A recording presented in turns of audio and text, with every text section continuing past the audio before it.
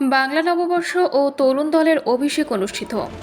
নাটোর থেকে হাসান আলী সোহেলের পাঠানো তথ্যে বিস্তারিত জানাচ্ছেন অর্পিতা বিশ্বাস। বাংলা নববর্ষ 1433 ও বাংলাদেশ জাতীয়তাবাদী তরুণ দল নাটোর সদর ও নলডাঙ্গা উপজেলার কমিটির ঘোষণা উপলক্ষে বর্ষবরণ ও অভিষেক অনুষ্ঠিত হয়েছে। আজ বুধবার সন্ধ্যা 7টার দিকে শহরের কানাইখালী এলাকায় এই বর্ষবরণ ও অভিষেক অনুষ্ঠানে অনুষ্ঠিত হয়।